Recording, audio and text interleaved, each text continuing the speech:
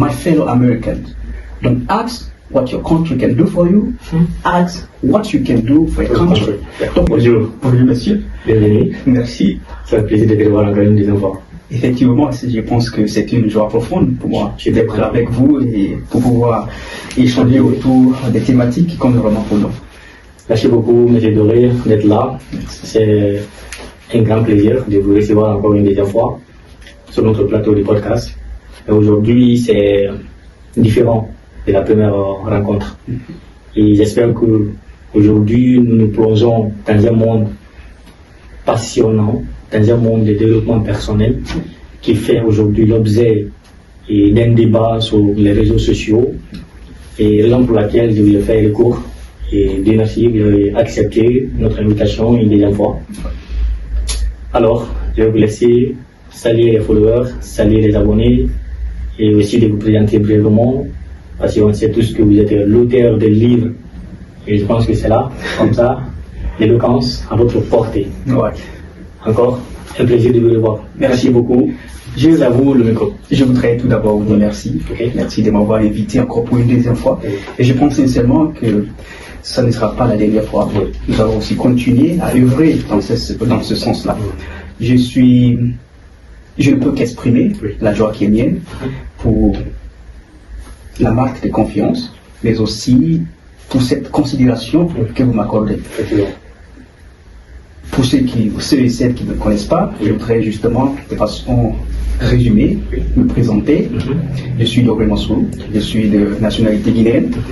Je suis actuellement en Master 1 en études politiques internationales à la faculté des sciences juridiques, économiques et sociales d'Agdad, Université Mohamed V de Rabat. À côté de mes études, je suis passionné par le développement personnel et aussi la prise des parole en public. Vous savez, la prise des parole en public, c'est une branche ou sous-branche du développement personnel.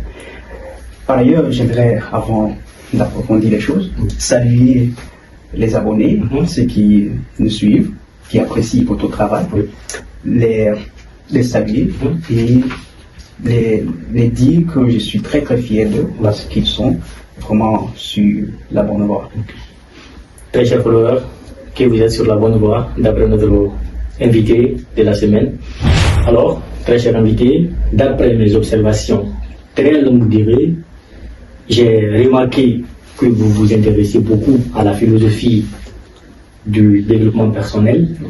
Pourquoi vous accordez tant d'intérêt à cette philosophie à développement personnel?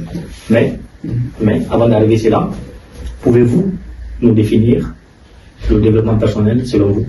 Je pense que la question est pertinente. Le développement personnel, je le définis comme étant une philosophie de vie. Je le définis comme étant une philosophie qui nous permet de nous construire, de nous bâtir, de travailler sur nous-mêmes afin d'être utile à la société. Bien sûr, l'utilité, ça commence d'abord par soi, mais à un certain moment, il faut prendre des actions pour être utile à la société. Donc c'est une philosophie de vie, c'est une philosophie qui poursuit soi, mais au final, c'est une philosophie qui nous permet d'être utile à la société. Donc ça, c'est un peu de façon générale ce que je pourrais dire du développement personnel. Parce que beaucoup de personnes vont parler, c'est la croissance personnelle, c'est le travail sur soi, je suis tout à fait d'accord. Mais la finalité pour moi, c'est d'être utile pour soi, mais aussi pour la société. Ceci étant dit, je m'intéresse particulièrement à cette philosophie parce que je trouve quelque chose de différent dans cette philosophie. Dans cette philosophie, je trouve même le sens de la vie. Dans cette philosophie, je trouve le vrai sens du leadership. Et puisque moi, je m'intéresse à tout ce qui concerne l'État, c'est-à-dire la gestion de l'État, l'intérêt général, et je me suis, après des études, je me suis dit, mais ça, cette philosophie, c'est la philosophie du vrai leadership. Parce que toutes les thématiques qui sont abordées au sein de cette philosophie nous permettent d'être efficaces en tant que leader, nous permettent de comprendre le sens de la vie. Voilà, en quelque sorte, les raisons pour lesquelles je porte un intérêt, je dirais, très grand à cette philosophie. Et je pense que chacun de nous devrait faire attention pour porter vraiment un intérêt, je dirais, curieux, mais un intérêt d'une forte intensité pour pouvoir comprendre à profondeur cette philosophie et en tirer des bénéfices ou des profits. Alors, il y a aussi quelque chose qui me fascine beaucoup, et très fascinant d'ailleurs. J'ai remarqué une sorte de théorisation en 3 dimensions selon votre part, et je cite d'ailleurs, vous aimeriez toujours dire, devenir, servir, puis obtenir. Tout à fait. Dans ces cas, pourquoi cette théorisation de votre part?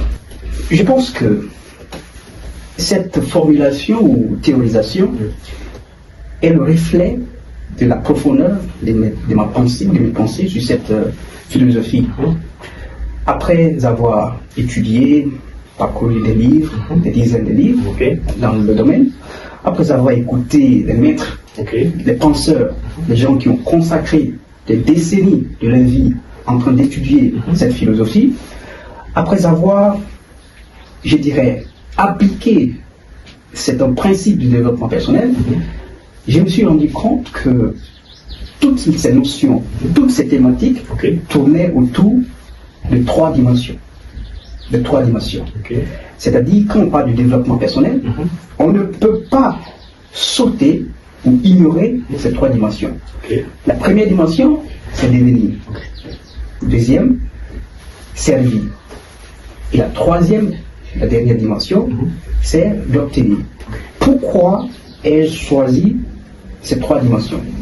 Parce que je me suis rendu compte qu'on ne peut pas, dans la vie, obtenir sans d'abord devenir. On ne peut pas obtenir sans servir. Donc pour moi, ce sont des notions qui sont liées. Elles sont liées. Il faut commencer par l'élément premier, qui est d'abord de devenir. C'est-à-dire, quand je parle de devenir, c'est une notion, ce n'est pas quelque chose qui a une petite dimension.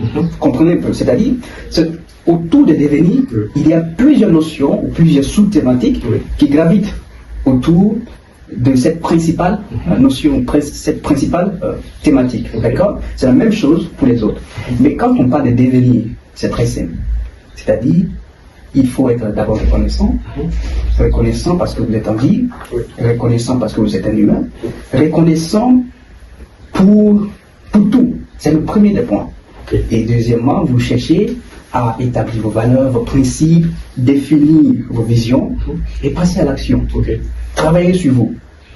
Chercher des compétences. C'est ça devenir. C'est un processus qui dure toute notre vie. Vous comprenez? Ça ne se limite pas. Mais à un certain moment de votre vie, vous devez utiliser les compétences que vous avez, que vous possédez, pour pouvoir servir. D'où la deuxième dimension. Donc, après avoir travaillé sur vous, après avoir obtenu, c'est-à-dire travaillé sur vos compétences, vous devez servir. Parce que si vous ne servez pas les autres, eh bien, vous n'allez pas devenir riche, ou vous n'allez pas changer votre vie. Donc, il faut, à un certain moment, mobiliser ses ressources, ses compétences, et les mettre à la disposition de l'autrui, ou de l'autre. D'accord? Ça, c'est servir. Et après cela, il y a obtenir. Donc, si vous servez les gens sincèrement, vous allez obtenir. Et d'ailleurs, j'aimerais justement, sur ce point très très crucial, très important, vous faites part de 3, je dirais, déclarations ou citations. La première citation vient du président John Kennedy. Il disait ceci: My fellow Americans, don't ask what your country can do for you, ask what you can do for your country. Donc ça, c'est un peu, je dirais, la conclusion même de cette notion de service. Ne demandez pas ce que votre pays va faire pour vous, mais plutôt ce que vous pouvez faire pour votre pays. Donc c'est un peu la loi du service. Deuxièmement, dans la Bible, un jour, je pense l'un des disciples a posé une question à Jésus-Christ pour savoir qui sera appelé le plus grand. Et quelle a été la réponse de Jésus-Christ? Était simple. Le plus grand sera la personne qui se mettra au service des autres. Vous comprenez? Troisième déclaration ou citation, ça vient d'un ami de Jim Rohn. Il s'appelle Zig Ziglar. Qu'est-ce qu'il a dit? Un jour, il a dit, et je ne dirais pas un jour, mais il a répété ça plusieurs fois. Si vous servez au tant de personnes à obtenir ce qu'ils veulent, vous aurez tout ce que vous voulez. Vous aurez tout ce que vous voulez. Donc ces citations expriment la profondeur de la notion même du service. Effectivement. Il faut servir. C'est en servant les autres que vous pouvez réaliser vos rêves. Sans le service, on passe à côté du succès, de la réussite et même le sens de la vie. La troisième dimension, c'est obtenir. C'est naturel. Jim Rohn disait que on ne nous paye pas à cause du temps que nous passons à travailler, c'est-à-dire au niveau de l'entreprise ou peu importe le travail. On nous paye en fonction de la valeur. Parce que seule la valeur nous permet d'obtenir ce que nous voulons. On ne nous paye pas en fonction du temps, on nous paye en fonction de la valeur. Plus vous apportez de la valeur dans une société ou dans un domaine spécifique, plus vous aurez de la richesse ou vous aurez, je dirais, de l'argent. Vous comprenez? Donc, il faut comprendre cela, la valeur. C'est pourquoi l'homme qui produit moins de valeur aura toujours moins de richesse. Mais celui qui produit plus de valeur aura toujours plus de richesse. C'est la loi. Donc, qu'est-ce qu'il faut? Il faut servir les autres. C'est en servant que l'on arrive, bien sûr, à devenir riche, à développer, à avoir une vie épanouie, une vie de joie. Donc c'est ça un peu, c'est ce que j'essaie de faire, ou de théoriser en quelque sorte le développement personnel autour de ces trois dimensions. Bien sûr, on n'a pas parlé de tout, mais c'est juste des grandes lignes concernant cette théorisation. Merci beaucoup pour cette théorisation. Parlons maintenant de votre déclic. Quand il dit déclic, du développement personnel. C'était quand et où vous avez découvert le développement personnel? Je pense que c'est une question qui est pertinente, c'est une très bonne question. Quand et où?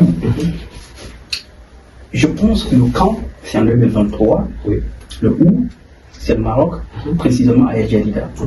Depuis très longtemps, dans mon pays, bien sûr, la République de Guinée, j'avais pas entendu parler de développement personnel. Peut-être parce que je n'étais pas aussi connecté que ça. Mais une fois ici au Maroc, après un moment difficile, je dis bien difficile, j'ai découvert cette philosophie à travers la discussion. C'est pourquoi moi j'accorde beaucoup plus d'importance à la discussion. Et quand je dis j'ai découvert cette philosophie à travers la discussion, c'est pas parce que c'était juste pour la toute première fois, mais j'ai découvert le mentor, l'homme qui a eu plus d'impact sur moi que personne sur terre, c'est-à-dire Jim Rohn. C'est à travers cette discussion que je l'ai découvert. Vous comprenez un peu. Donc, je viens de dire qu'on a traversé un moment difficile. Je vous explique un peu juste le contexte. En 2023, je pense en mai, si je ne me trompe pas, il y avait un groupe d'étudiants, où se trouvaient les étudiants guinéens, où on annonçait, on balançait les messages d'opportunités, portant sur les opportunités de travail, quelque chose comme ça. Un jour, il y a un Guinéen, je ne vais pas dire son nom, mais il était de Citat. Il a envoyé un message, soi-disant, actuellement, il y a une entreprise britannique au Maroc, mais qui opère en ligne. Et cette entreprise, elle est connue par le gouvernement marocain. Son nom, c'est TAG. Que cette entreprise nous donne des opportunités dans le domaine de e-commerce. Vous comprenez un peu. Je lui ai posé des questions après pour avoir plus d'informations. Et la personne, bien sûr, m'a donné des réponses. Mais je n'ai pas utilisé son lien. Parce que pour avoir un compte, il faut utiliser le lien de quelqu'un. Je n'ai pas utilisé son lien. Je me suis référé à un autre ami qui était à El Jadida, qui avait déjà son compte. Je ne vais pas encore dire son nom, je vais taire son nom. Et il m'a aussi donné d'autres explications de façon plus approfondie. Et j'ai utilisé son lien pour créer mon compte. Alors, le temps passa, j'ai compris comment les choses fonctionnaient. Et moi aussi, puisque pour avoir un nombre important d'amis, il faut inviter les gens. Donc, j'ai continué à œuvrer dans ce sens. J'ai eu pas mal d'amis à travers mon lien. Et avec le temps, on gagnait de l'argent. Les gens gagnaient de l'argent, les gens investissaient, les gens les tiraient. Donc, pour quand même gagner beaucoup d'argent, il faut soit inviter, mais aussi vous pouvez investir. Donc, pour faire court, j'ai quand même investi mon propre argent jusqu'à hauteur de 9 000 et quelques dirhams comme ça. C'est quelque chose de 9 millions de francs guinéens. Un jour, tout a basculé. Ce jour-là, je dormais d'ailleurs. Lorsque je me suis réveillé, eh bien, j'ai reçu pas mal d'appels, des messages. Et après avoir vérifié, j'ai su que les gens avaient fui avec notre argent. Donc, de l'escroquerie. C'était vraiment un moment très difficile pour nous. Et d'ailleurs, après quelques temps, il y a un Malien qui s'est retourné contre moi pour dire que je suis responsable de sa perte. Alors qu'en vérité, je n'avais aucune idée de cette organisation maléfique. D'accord? On était tous là pour chercher de l'argent. Puisque voilà, on était dans une situation très difficile. Vous voyez un peu. Donc c'est à partir de cette situation très difficile que j'ai commencé à chercher des réponses. C'était en juillet comme ça, 2023. J'ai commencé à chercher des réponses. Et du coup, après notre échange, et d'ailleurs il s'agit de Mahmoud Maha, après notre échange, je me suis intéressé à Jim Rohn. Parce que c'est lui qui a révélé le nom de Jim Rohn. Et j'ai cherché, j'ai découvert pas mal d'informations sur lui, et j'ai commencé à exploiter ses œuvres, ses documents. Et je pense que c'est l'auteur que j'ai le plus lu. C'est l'auteur que j'ai le plus lu. Et vraiment sa philosophie a changé ma vision des choses. Et c'est à partir de là que je me suis décidé d'explorer, d'exploiter de plus en plus des œuvres qui sont dans le domaine, qui relèvent du domaine du développement personnel. Donc c'est à partir de là, tout a bouleversé. Donc je suis allé d'une difficulté pour découvrir cette philosophie qui m'a beaucoup changé et que j'espère, voilà, c'est une continuité, c'est pas quelque chose qui va s'arrêter là. Donc voilà un peu le contexte qui m'a bouleversé, je peux le dire comme ça, ou qui m'a changé. Donc, derrière chaque difficulté, chez casse et notre opportunité. Tout à fait. Merci beaucoup. Et ici, l'initiateur du podcast Référence, je vous dis merci. Merci beaucoup d'avoir accepté notre invitation pour une deuxième fois. Merci. Et je suis très content, très heureux de faire votre connaissance depuis lors jusqu'à présent. Et surtout, n'oublions pas, je vais essayer de capter, ou bien transférer les messages, les commentaires, de vous transférer, et vous allez aussi essayer de voir un couplet. Voilà, s'il y a des choses à améliorer, on va essayer de le faire. Merci beaucoup. Merci. Et à la prochaine. Merci. Au revoir. Au revoir.